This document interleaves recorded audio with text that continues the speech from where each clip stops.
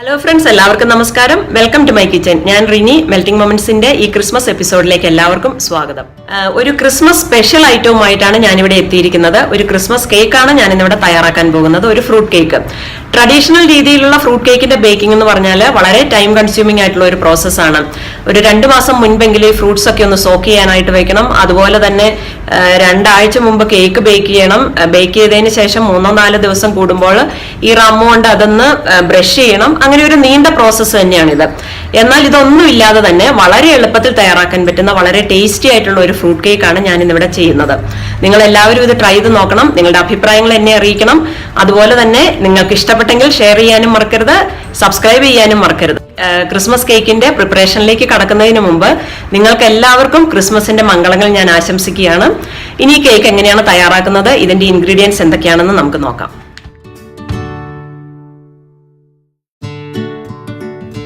ഇവിടെ 1 cup firmly packed brown ഷുഗറാണ് ഞാൻ എടുത്തിരിക്കുന്നത്. ഇനി വേണ്ടത് 1/4 കപ്പ് അൺസോൾട്ടഡ് ബട്ടർ 55 ഗ്രാം, 2 വലിയ മുട്ട, 1 കപ്പ് വെള്ളം. സ്റ്റാൻഡേർഡ് മെഷറിംഗ് കപ്പാണ് ഞാൻ ഉദ്ദേശിച്ചത്. ഇത് കുറച്ച് ഗ്രാമ്പൂ ജാതിക്ക, ഇത് നന്നായിട്ട് പൊടിച്ചെടുക്കണം. ഈ ഗ്രാമ്പൂം ജാതിക്കയും നന്നായിട്ട് പൊടിച്ചെടുത്തിരിക്കുന്ന പൗഡറാണിത്. ഇനി വേണ്ടത് സിനമൺ പൗഡർ 1 ടീസ്പൂൺ. ഇത് flower, all purpose flower 1.5 cup. ഇത് ബേക്കിംഗ് സോഡ 1 ടീസ്പൂൺ. കുറച്ച് ഉപ്പ് വേണം, 1/2 ടീസ്പൂൺ ഉപ്പ്, 1 ടീസ്പൂൺ വനില എസൻസ്. ചെറീസ് ആണ്, ഞാനിവിടെ ഗ്രീൻ ആണ് എടുത്തിരിക്കുന്നത്. ഇനി നിങ്ങൾക്ക് റെഡ് കിട്ടുമെങ്കിൽ അത് കുഴപ്പമില്ല. ഇത് മിക്സ്ഡ് പീലാണ്. ഇതിന്റെ കൂടെ ഞാൻ കുറച്ച് ഡൈസ്ഡ് പപ്പായയും ഡൈസ്ഡ് മാംഗോയും കൂടെ ചേർത്തിട്ടുണ്ട്. ഇത് റേസിൻസ്, ഗോൾഡൻ റേസിനും ഡാർക്ക് റേസിനും ഇവിടെ എടുത്തിട്ടുണ്ട്. 1 കപ്പാണ് എടുത്തിരിക്കുന്നത്. ഒരു സോസ് പാൻ എടുത്തിട്ടുണ്ട്. ഇതിലേക്ക് നമ്മൾ എടുത്തു വെച്ചിരുന്ന 1 കപ്പ് റേസിൻസ്, ഗോൾഡൻ റേസിനും ബ്ലാക്ക് റേസിനും ഈ സോസ് പാനിലേക്ക് ഇട്ട് കൊടുക്കുകയാണ്. അതിനുശേഷം അതിലേക്ക് ആ മിക്സ് പീല് ചേർത്ത് കൊടുക്കുകയാണ്. നിങ്ങൾക്ക് കിട്ടുന്നത് എന്താണെന്ന് വെച്ചാൽ യൂസ് ചെയ്താൽ മതി. ഇത് ഗ്ലേസ്ഡ് ചെറി, അത് ചെറുതായിട്ട് ഞാൻ ചോപ്പ് ചെയ്തു. അതിനുശേഷമാണ് ഇതിലേക്ക് ചേർത്ത് കൊടുക്കുന്നത്.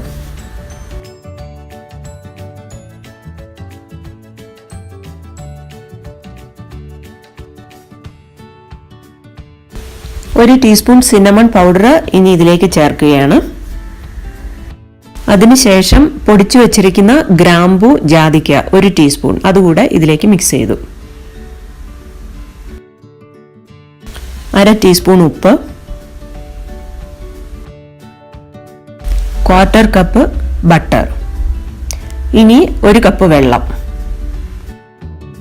ഇനി ചേർക്കുന്നത് ബ്രൗൺ ഷുഗർ ആണ്. ഒരു കാര്യം പറയാനുള്ളത്, കേക്കിന് അധികം മധുരം വേണ്ട എന്നുള്ളവർ ഈ ബ്രൗൺ ഷുഗറിന്റെ ക്വാണ്ടിറ്റി കുറയ്ക്കാവുന്നതാണ്. കാരണം റേസിൻസും ബാക്കിയെല്ലാം ചെറി ഇതെല്ലാം വളരെ സ്വീറ്റ് ആയിട്ടുള്ള സാധനങ്ങളാണ്. ഇതെല്ലാം കൂടെ വന്നു കഴിയുമ്പോൾ കേക്ക് നല്ല സ്വീറ്റ് ആയിരിക്കും. അതുകൊണ്ട് അത്രയും സ്വീറ്റ്നെസ് വേണ്ട എന്നുള്ളവർ ഈ ബ്രൗൺ ഷുഗറിന്റെ ക്വാണ്ടിറ്റി കുറയ്ക്കുക. ഇനി ഇത് നമുക്ക് ബോയിൽ ചെയ്യാനായിട്ട് വെക്കാം. ബോയിലിംഗ് സ്റ്റാർട്ട് ചെയ്ത് കഴിഞ്ഞാൽ ഏകദേശം 5 മിനിറ്റോളം എങ്കിലും അത് ബോയിൽ ചെയ്യാനായിട്ട് വെക്കണം. കാരണം എന്നാൽ മാത്രമേ അതിൻ്റെ ആ ഫ്ലേവർ ഒക്കെ ആ വെള്ളത്തിലേക്ക് നന്നായിട്ട് ഇറങ്ങി കിട്ടുകയുള്ളൂ.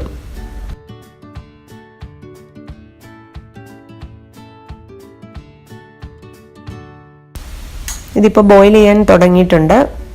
നന്നായിട്ട് ബോയിൽ ചെയ്യാൻ തുടങ്ങുമ്പോൾ അതൊന്ന് ഇടയ്ക്ക് മിക്സ് ചെയ്ത് കൊടുക്കണം.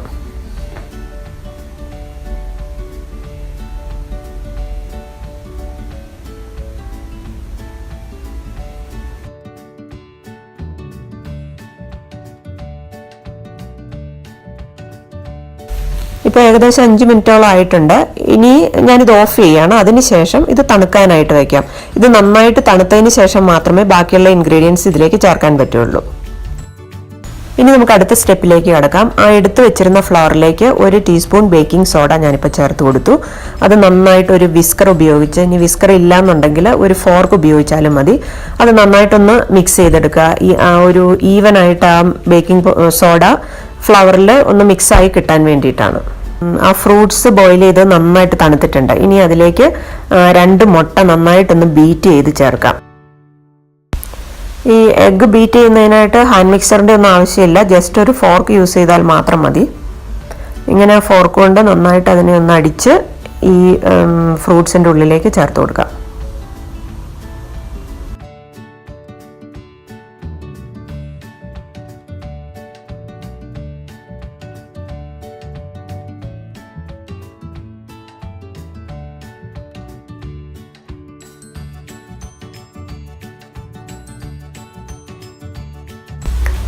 എഗ്ഗ് ഫ്രൂട്ടുമായിട്ട് നന്നായിട്ടൊന്ന് മിക്സ് ചെയ്ത് യോജിപ്പിക്കുക. ഇത് നന്നായിട്ട് മിക്സ് ചെയ്തതിന് ശേഷം ഇനി നമുക്കിതിലേക്ക് ആ ഫ്ലവർ ചേർത്ത് കൊടുക്കാം.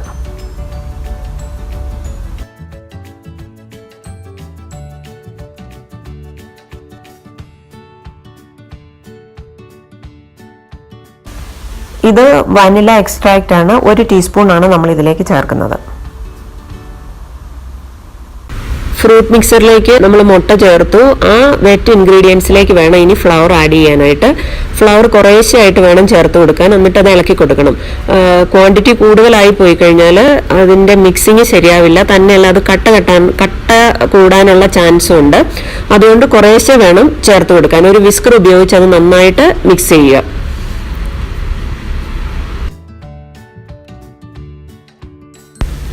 ഞാൻ ഈ ഫ്ലവർ കുറേശ്ശെ ആയിട്ട് ചേർത്ത് കൊടുക്കുകയാണ്.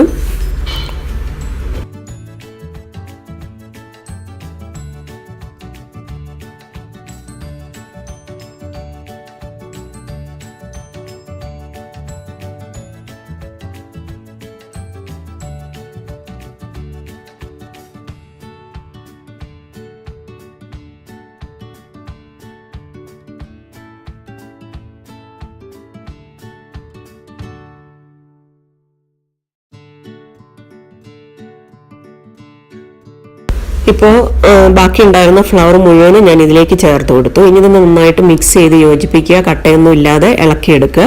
അതിനുശേഷം നമുക്കിത് ബേക്ക് ചെയ്യാനായിട്ട് വെക്കാം. ഇനി ബേക്കിങ്ങിനായിട്ട് നമ്മൾ ഓവൻ നേരത്തെ തന്നെ പ്രീഹീറ്റ് ചെയ്യാനായിട്ട് വെക്കണം. 180 ഡിഗ്രി സെൽഷ്യസിൽ ഹാഫ് ആൻ അവർ എങ്കിലും പ്രീഹീറ്റ് ചെയ്യണം. ഇനി ഒരു കേക്ക് ടിൻ ഗ്രീസ് ചെയ്തെടുക്കാം. ഞാനിവിടെ എടുത്തിരിക്കുന്നത് 8 ഇഞ്ചസിന്റെ ഒരു ട്രേ ആണ്. ഇനി ഈ ക്വാണ്ടിറ്റി ബേക്ക് ചെയ്യാനായിട്ട് 6 ഇഞ്ചിന്റെ ബേക്കിംഗ് ടിൻ ആയാലും മതി. അല്പം ബട്ടർ മെൽറ്റ് ചെയ്തിട്ട് നമുക്ക് ഇതുപോലെ അതൊന്ന് ഗ്രീസ് ചെയ്തെടുക്കാം. അതിനുശേഷം അതിലേക്ക് ഒരു ബട്ടർ പേപ്പർ, പാർച്ച്മെന്റ് പേപ്പർ അതിന്റെ സൈസിൽ കട്ട് ചെയ്ത് ബേസിൽ വെക്കാം.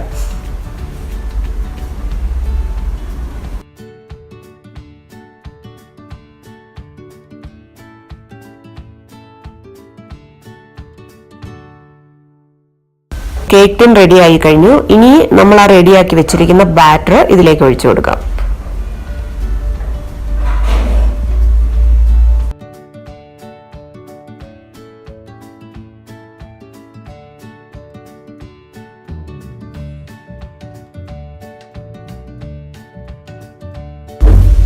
കേക്കിന്റെ ബാറ്റർ റെഡി ആയി കഴിഞ്ഞു. ഇതിനി ബേക്ക് ചെയ്യാനായിട്ട് നമുക്ക് വെക്കാം. ഓവൻ ഓൾറെഡി 180 ഡിഗ്രി സെൽഷ്യസിൽ ഹാഫ് ആൻ അവർ പ്രീഹീറ്റ് ചെയ്യാനായിട്ട് വെച്ചിട്ടുണ്ട്.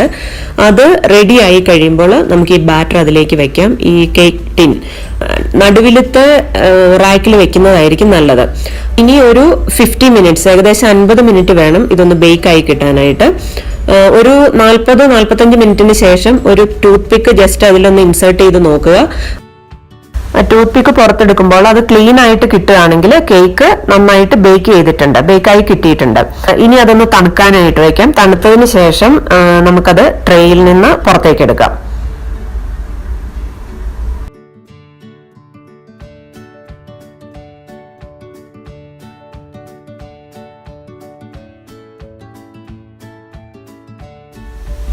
ഇതേപോലെ സാവകാശം ഒരു റാക്കിന് മുകളിലേക്ക് പതുക്കെ ആ കേക്ക് ടിൻ കമഴ്ത്തി വെക്കുക. നമ്മുടെ ഫ്രൂട്ട് കേക്ക് റെഡി ആയിട്ടുണ്ട്. ഈസി ആയിട്ട് തയ്യാറാക്കാൻ പറ്റുന്ന വളരെ ടേസ്റ്റി ആയിട്ടുള്ള ഒരു ഫ്രൂട്ട് കേക്കാണിത്. നിങ്ങൾ എല്ലാവരും ഇത് ട്രൈ ചെയ്ത് നോക്കണം. നിങ്ങളുടെ അഭിപ്രായങ്ങൾ എന്നെ അറിയിക്കണം. അതുപോലെ തന്നെ ഇഷ്ടപ്പെട്ടെങ്കിൽ ഷെയർ ചെയ്യാനും മറക്കരുത്.